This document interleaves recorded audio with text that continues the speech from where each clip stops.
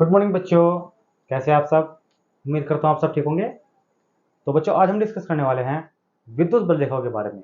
विद्युत बल रेखा क्या है, उनकी परिभाषा क्या है, उनकी विशेषताएं क्या है। ठीक है, तो देखते हैं बेटा। हमारा टॉपिक है विद्युत बल रेखाएं। विद्युत बल रेखाएं, विद्युत बल रेखाएं।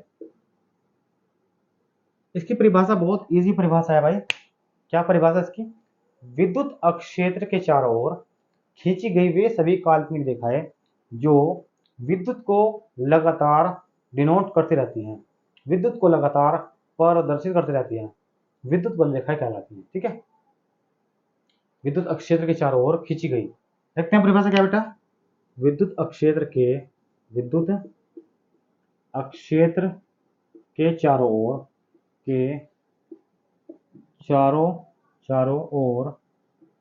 ओर खींची गई वे काल्पनिक रेखाएं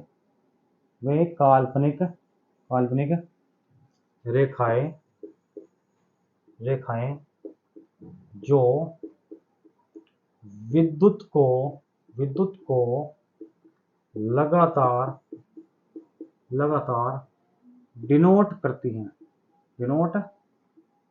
हैं, विद्युत बल रेखाएं कहलाती हैं। विद्युत बल रेखाएं कहलाती हैं।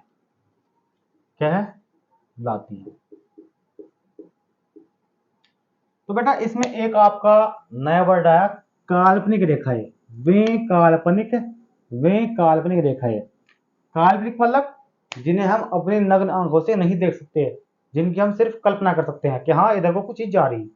हम सिर्फ अनुमान लगा सकते हैं, अपने आंखों से इनको नहीं देख सकते, अपने नग्न आंखों से इनको नहीं देख सकते। क्या परिभाषा इसकी? वे विद्युत अक्षेत्र के चारों ओर खींची गई वे काल्पनिक रेखाएं जो विद्युत को लगातार दर्शाती रहती हैं, डिनोट करती रहती हैं, विद्युत बल रेखाएं कहलाती हैं। कैसे डिनोट करेंगे बेटा? ये आपके पास प्लस चार्ज वाला ध्रुव है, ये आपके पास माइनस चार्ज वाला ध्रुव है। तो बेटा ये इस तरीके से चलती है भाई, ये आपकी चलती है इस तरीके से काम करती है बेटा।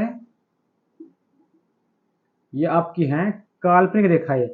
हम सिर्फ इसकी कल्पना कर सकते हैं, इसको हम अपनी नग्न आंखों से नहीं देख सकते बेटा। ठीक है बेटा,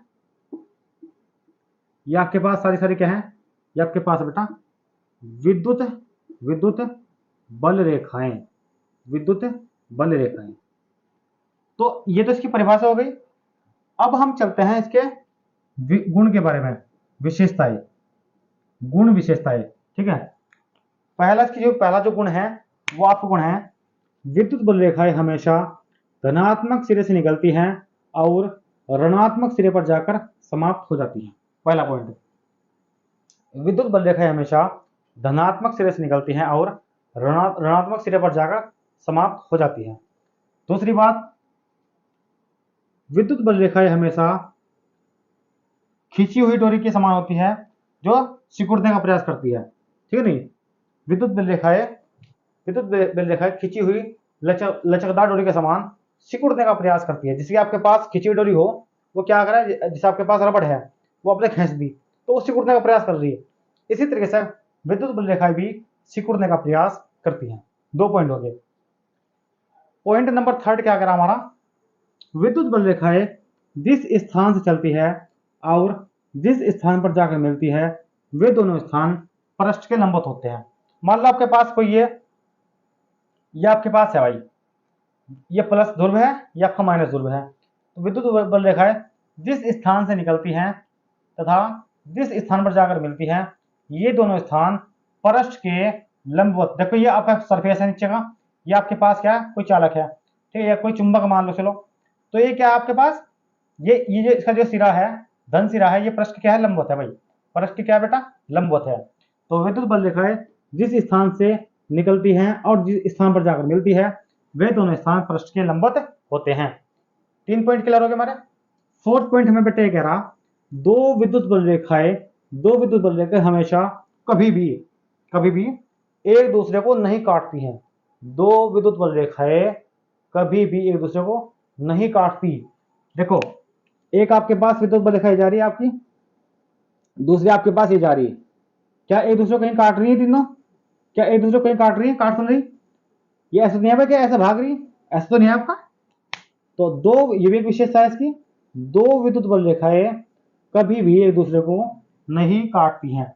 या हमारा पूरा का पूरा टॉपिक खत्म हो गया बेटे। क्या पढ़ाया मैंने आपको? विद्युत बल रेखा क्या है, उसकी विशेषता क्या है, एक बार रिवाइज करते हैं। विद्युत क्षेत्र के चारों ओर खींची गई वे काल्पनिक रेखाएं जो विद्युत को लगातार दर्शाती रहती हैं, विद्युत बल रेखा कहलाती हैं। इसमें एक आपको वर्ड है काल्पनिक। काल्पनिक का मतलब होता है कल्पना करना। हम सिर्फ इनकी कल्पना कर सकते हैं, ना कि अपनी नग्न आंखों से देख सकें। हम अपनी नग्न आंखों से इनको नहीं देख सकते, मात्र सिर्फ इनकी कल्पना कर सकते हैं कि हाँ भाई इधर को कोई, ठीक है नहीं, रेखा जा रही है आपकी, किरण जा रही। अब इसके बाद की विशेषता है, पहली विशेषता क्या है भाई? ये विद्युत बल रेखाएं सदैव हमेशा धन ध्रुव से निकलती है, धन सिरे से निकलती है और ऋण सिरे पर जाकर समाप्त हो जाती है। दो विद्युत बल रेखाएं एक सिकुड़ने वाली डोरी के समान सिकुड़ने का प्रयास करती हैं, ठीक है नहीं, खींची हुई डोरी के समान सिकुड़ने का प्रयास करती हैं। विद्युत बल रेखाएं खींची हुई डोरी के समान सिकुड़ने का प्रयास करती हैं। 2 पॉइंट क्लियर हो गया। तीसरा पॉइंट, विद्युत बल रेखा जिस सिरे से निकलती है, जिस ध्रुव से निकलती है और जिस ध्रुव पर जाकर मिलती है, वे दोनों ध्रुव पृष्ठ के लंबवत होते हैं। नेक्स्ट पॉइंट हमारे पास क्या था बेटे? दो विद्युत बल रेखाएं कभी भी एक दूसरे को नहीं काटती हैं। तो ये हमारा टॉपिक खत्म हो चुका। अब हम चलते हैं अपने नेक्स्ट टॉपिक की तरफ भाई। हमारे पास बेटे नेक्स्ट टॉपिक आपका है विद्युत फ्लक्स। बहुत आसान टॉपिक है बेटा, बड़े मजे से पढ़ो इस चीज को, एकदम मक्खन है भाई। नेक्स्ट बेटे हमारे पास टॉपिक है विद्युत फ्लक्स। विद्युत फ्लक्स, विद्युत फ्लक्स। देखो विद्युत परिभाषा क्या होगी इसकी?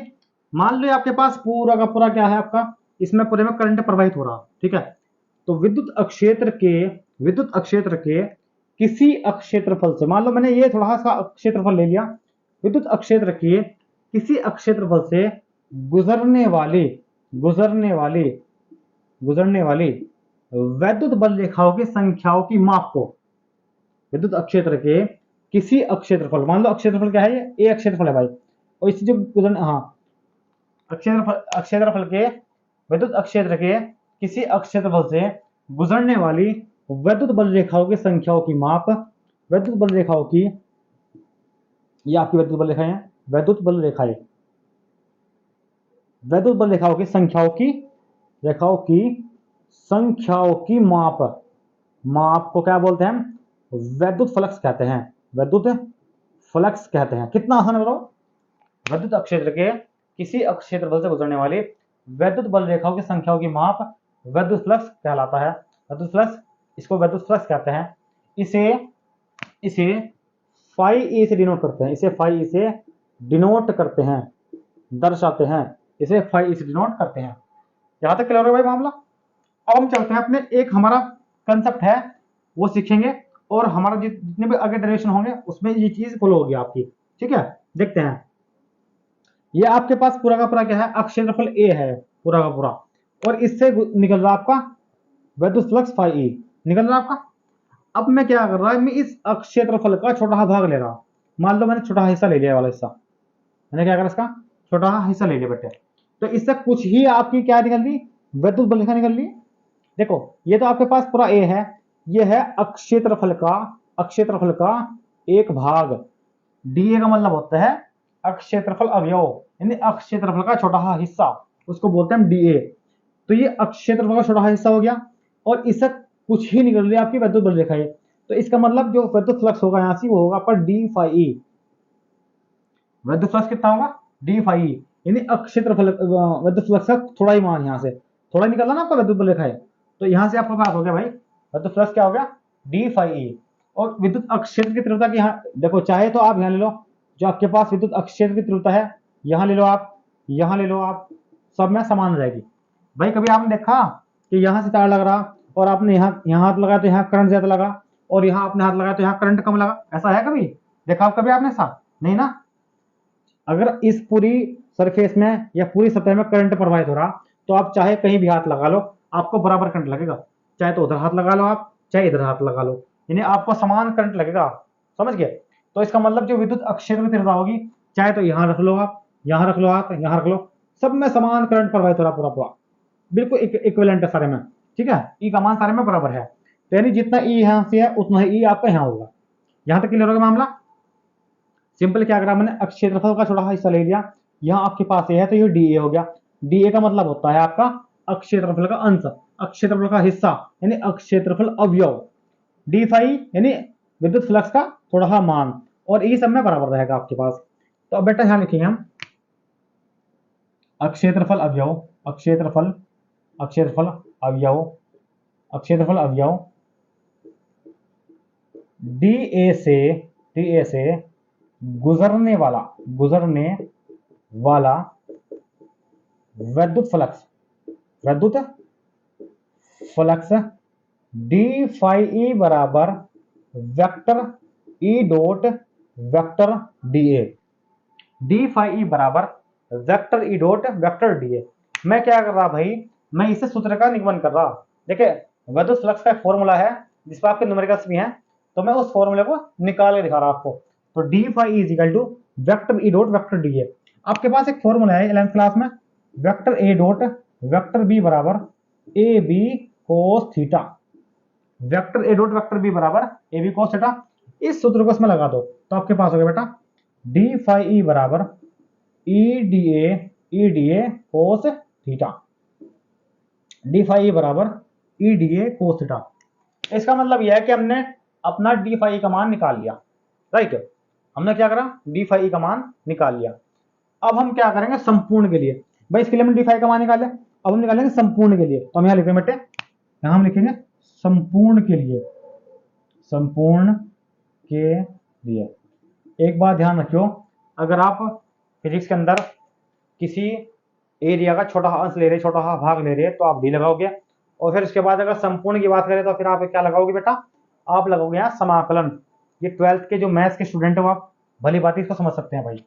तो संपूर्ण के लिए क्या काम करेंगे बेटे, हम संपूर्ण के लिए लगा देंगे, इधर भी समाकलन लगा देंगे, समाकलन डी फाई ई बराबर समाकलन ई डी ए कोस थीटा, समाकलन ई डी ए कोस थीटा। अब सिंपल क्या हो जाएगा, ये डी इस समाकलन से कट जाएगा। मान लो भाई इसको ऐसे याद कर लोगे आप लोग, इसको ऐसे हटा देंगे तो आपके पास आ गया फाई ई बराबर देखो जो आपके पास डी के साथ लगा हुआ ए, अगर इसके अलावा कोई इसमें ए है तो उसको अंदर रखोगे आप, अगर ए नहीं है तो आपके पास जो बाकी चीजें हैं इनको बाहर निकाल दोगे, क्योंकि ये कांस्टेंट वैल्यू है आपकी।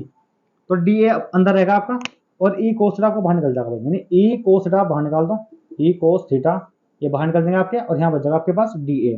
तो इससे कटेगा आपका, तो आपके पास बेटा आ गया फाई ई बराबर ई कोस थीटा इंटू ए, यानी आपके पास बेटा आ गया phi E is equal to E A cos theta, phi E बराबर ई ए कोस थीटा। कर लोगे आराम से, ठीक है। अब जो ये थीटा का मान है बेटा, थोड़ा इसको ध्यान देंगे, जो थीटा का मान है यहाँ इसको याद कर लेना आप ऐसे, लंबवत के लिए जो आपका थीटा होगा या आपका होगा 0 डिग्री। ये बात, ये पॉइंट है भाई, स्मॉल टा है, लंबवत के लिए थीटा का मान 0 डिग्री होगा। नंबर नेक्स्ट आपके पास पॉइंट है, समांतर के लिए थीटा का मान जो आपका होगा वो 90 डिग्री होगा। लंबवत के लिए थीटा का मान 0 डिग्री, समांतर के लिए थीटा का मान 90 डिग्री। या फिर जब आप न्यूमेरिकल करोगे तो न्यूमेरिकल में वो थीटा का मान देकर रखेगा आपको, ठीक है। यहां तक क्लियर हो गया मामला, कोई दिक्कत नहीं इसमें। मैंने क्या कहा आपको, विद्युत अक्षेत्र के किसी अक्षेत्रफल से गुजरने वाले वैद्युत बल रेखाओं संख्याओं की माप को वैद्युत फ्लक्स कहते हैं। इसे फाई से डिनोट करते हैं। यह एक अदिश राशि है, अदिश राशि है, यह एक अदिश राशि है। अब अदिश राशि वो होती है, वे राशियां जिनमें परिमाण होता है परंतु दिशा नहीं होती, उनको बोलते हैं अदिश राशियां। ये 11वीं क्लास का टॉपिक है आपका, ये सभी ये क्या है, अदिश राशि है। और फिर हमने क्या कहा, हमने छोटा हिस्सा ले लिया इसको भाई। अच्छा आप मुझे बताओ, अगर आप कोई काम करना चाह रहे बड़ा काम, तो आप क्या करोगे बताओ। सबसे पहले आप क्या करोगे, छोटा काम करोगे ना। जब आप छोटे काम में सफलता हासिल कर लोगे उसके जस्ट बाद फिर आप बड़ा काम करोगे। तो वही काम हमने यहाँ करा। सबसे पहले आपके पास पूरा का पूरा एरिया लाओ। हमने क्या करा, सबसे पहले इस छोटे से हिस्से पे वर्क करा, इसका मान निकाला पहले डी फाई का। इसका मान निकालने के बाद, छोटा काम करने के बाद, उसके बाद हमने फिर बड़ा काम करा। उसके बाद फिर हमने क्या करा, संपूर्ण के लिया। सबसे पहले हम छोटा हिस्सा लिया इसका, लेने के बाद जब हम इसमें सक्सेस हो गए, जब हम d5 का मान निकाल चुके, d5 का मान हमने निकाल लिया, उसके जस्ट बाद फिर हमने क्या कहा, संपूर्ण के लिए फिर हमने संपूर्ण का मान निकाल दिया तुरंत, राइट।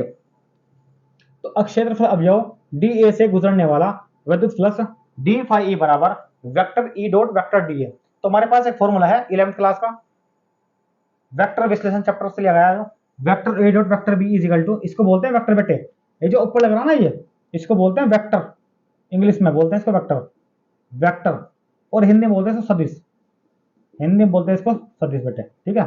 तो vector A dot vector B बराबर ए बी कोस थीटा, तो d∅e बराबर E dA कोस थीटा। अभी तो हमने निकाले शॉर्ट इसके लिए, छोटे से के भाग के लिए, अब हम निकालेंगे संपूर्ण के लिए। तो संपूर्ण के लिए क्या होगा बेटे हमारे पास, समाकलन, इसको बोलते हैं बेटा हम, इसको बोलते हैं हम समाकलन, समाकलन।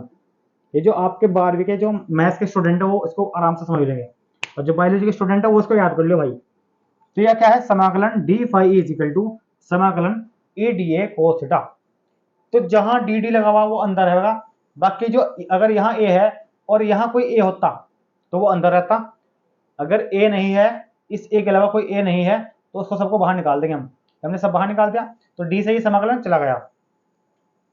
इसका d का मतलब होता है डिफरेंशिएशन यानी अवकलन, ये आपके पास समाकलन, और समाकलन अवकलन का उल्टा होता है, तो दोनों क्या हो जाएंगे, हट देंगे। तो आपके पास आ गया फाई ई बराबर ई कोस थीटा समाकलन dA, तो फाई ई बराबर ई कोस थीटा, इस हट गया a, यानी फाई ई बराबर ई ए कोस थीटा। लंबवत के लिए क्या होगा, थीटा का मान 0 डिग्री होगा, और समांतर के लिए थीटा का मान क्या होगा, 90 डिग्री होगा। तो इस तरीके से हमने ये पूरा का पूरा जो आपका टॉपिक था विद्युत फ्लक्स पढ़ लिया बेटा। अब इसके बाद क्या पढ़ेंगे, इसका मात्रक क्या होगा बेटे, देखते हैं इसका मात्रक क्या होगा, क्या होगा मात्रक। तो आपका इसका मात्रक होगा बेटा न्यूटन, न्यूटन मीटर स्क्वायर बटे बटे बटे कूलाम, न्यूटन मीटर स्क्वायर बटे कूलाम, ठीक है। चाहे तो आप इस रूप में लिख लो, चाहे इसे लिख लो, या न्यूटन न्यूटन मीटर स्क्वायर और कूलाम की पावर -1, या फिर न्यूटन मीटर स्क्वायर और कूलाम की पावर -1। तो सारे सही हैं भाई, आप इस रूप में भी लिख सकते हो, उसको इस रूप में भी लिख सकते हो, और इसको इस रूप में भी आप लिख सकते हो, कोई दिक्कत नहीं बेटे। तो ये इस तरीके से हमने पूरा टॉपिक खत्म कर लिया। अब जो इसके न्यूमेरिकल्स हैं वो हम नेक्स्ट वीडियो में करेंगे, राइट। ये इसका मोस्ट इंपोर्टेंट है भाई, ये जो टॉपिक है ये मोस्ट इंपोर्टेंट है, किसके लिए, आपके जो एमसीक्यू टाइप क्वेश्चन बनते हैं या फिर वेरी शॉर्ट टाइप क्वेश्चन बनते हैं, वहां से यहाँ से क्वेश्चन पूछने की बहुत संभावना है भाई, इसको अच्छे देखना बहुत अच्छे से, राइट।